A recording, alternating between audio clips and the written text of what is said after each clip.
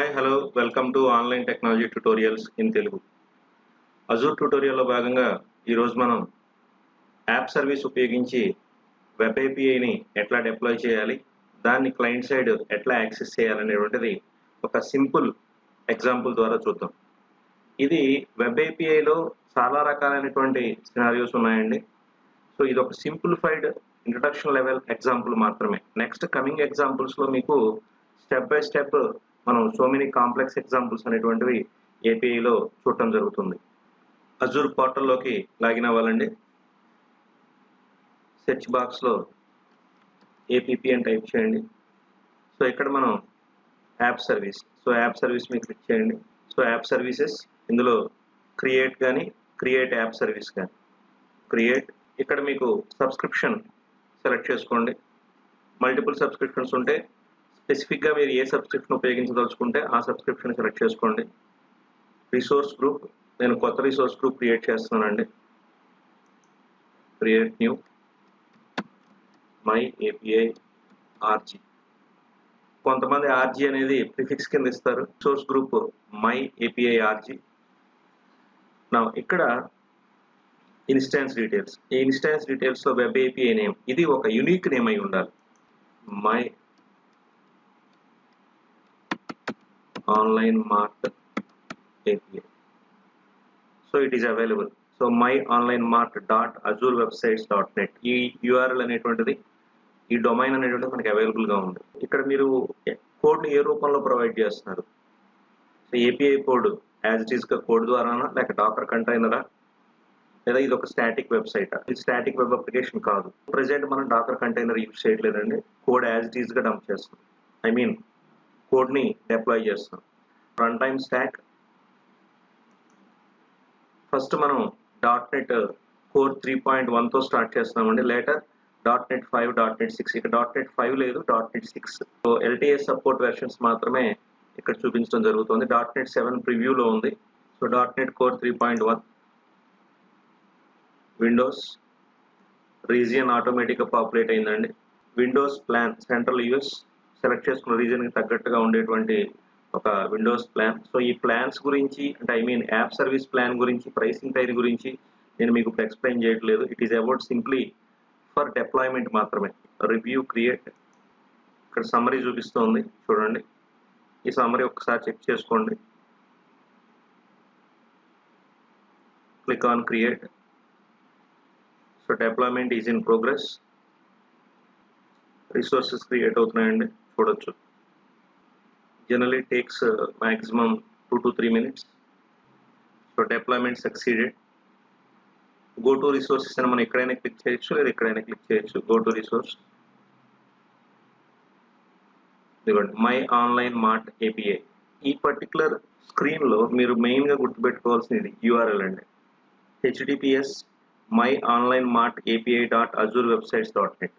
మనకి service create అయింది. మీరు చెక్ చేసుకోవాలంటే ఇంకొకసారి మళ్ళీ హోమ్ స్క్రీన్లోకి వెళ్ళి ఇక్కడ ఏపీపీ సర్వీసెస్ క్లిక్ చేస్తే ఇదిగోండి మై ఆన్లైన్ మార్ట్ ఏపీఐ. దీని మీద క్లిక్ చేయండి.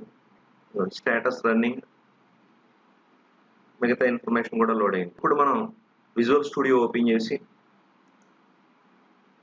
File, new project, .NET core web API, C# all platforms web. So .NET core web API select చేసుకోండి. ఇక్కడ నేను డిఫాల్ట్ కంట్రోలర్ వాడుతున్నానండి, వేరే ఇంకేమీ యూజ్ చేయట్లేదు. లొకేషన్ సెలెక్ట్ చేసుకోండి.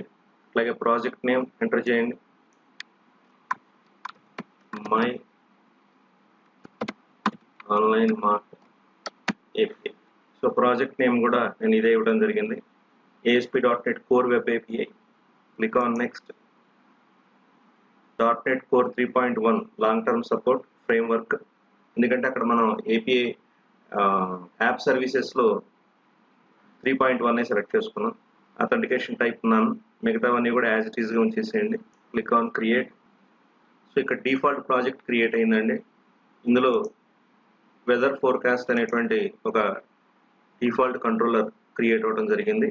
వెబ్ ఏపీఐని రెగ్యులర్ వెబ్ అప్లికేషన్ని మనం డిప్లాయ్ చేసేటప్పుడు డిఫరెన్స్ ఎక్కడ వస్తుందంటే, వెబ్ ఏపీఐని అజూర్ రికగ్నైజ్ చేయాలి. అలా రికగ్నైజ్ చేయాలి అంటే మనం ఒక పర్టికులర్ లైబ్రరీని ఇన్స్టాల్ చేసుకోవాలండి. అదేంటంటే టూల్స్లోకి వెళ్ళి న్యూగెట్ ప్యాకేజ్ మేనేజర్లో manage NuGet packages for solution ఇది ఓపెన్ చేయండి.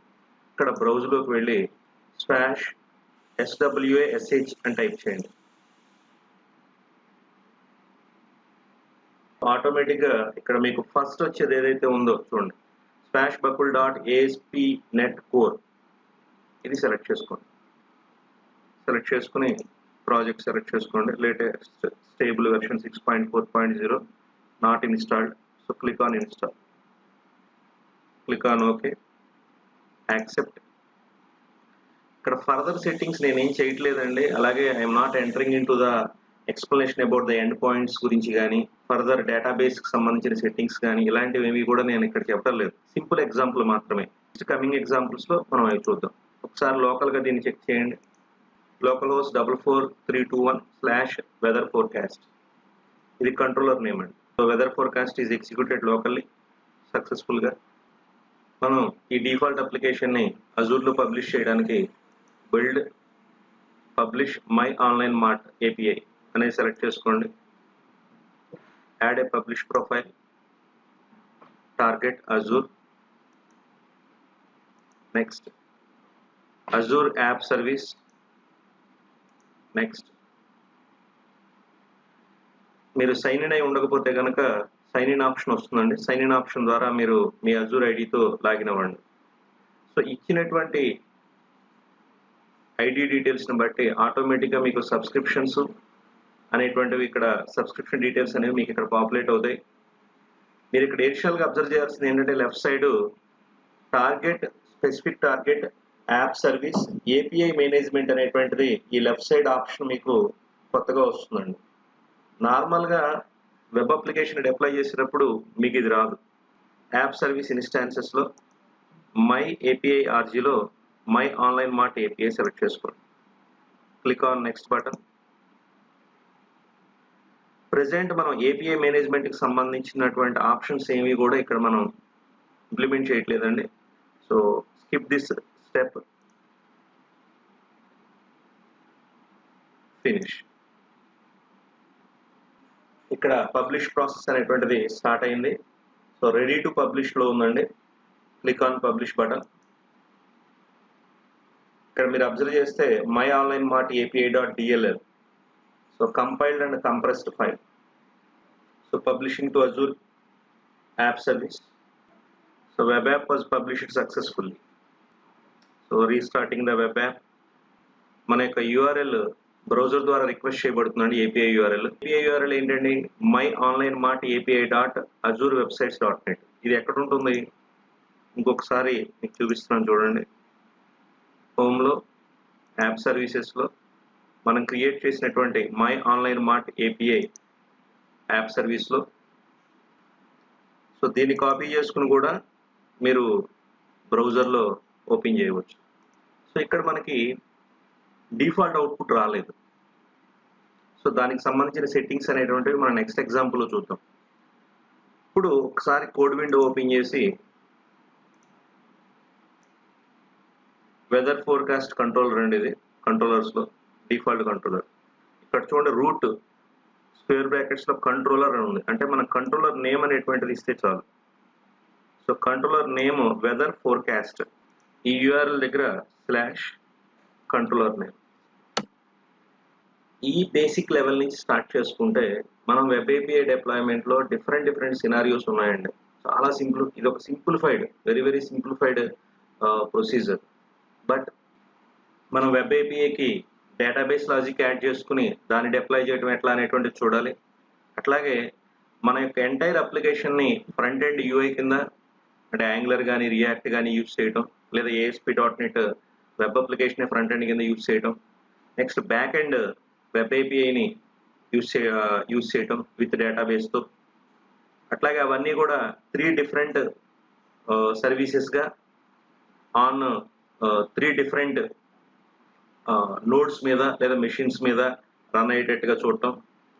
అలాగే మైక్రో సర్వీసెస్ ఉపయోగించి మైక్రో సర్వీస్ ఆర్కిటెక్చర్ ఉపయోగించి డిజైన్ చేయడం, అందులో ఉండేటువంటి డిఫరెంట్ సినారియోస్, అట్లాగే మనం .NET ఫ్రేమ్వర్క్ మార్చినప్పుడు, సో .NET 6 అనేటువంటిది మనకి LTS సపోర్ట్లో ఉంది, ప్లస్ పోర్టల్లో కూడా మనకి .NET 6 ఉంది కాబట్టి .NET 6 యూజ్ చేసినప్పుడు ప్రాజెక్ట్ స్ట్రక్చర్ ఎట్లా మారుతుంది, సెట్టింగ్స్ ఎట్లా మారుతాయి, అట్లాగే మనం AKS యూజ్ చేసినప్పుడు ఎట్లా ఉంటుంది, ఈ విధంగా మనకి వెబ్ ఏపీఐలో డిఫరెంట్ కేసెస్ అనేటువంటివి మనం చూడటం జరుగుతుంది. సో అవన్నీ కూడా నెక్స్ట్ కమింగ్ ఎగ్జాంపుల్స్లో స్టెప్ బై స్టెప్ చూద్దాం.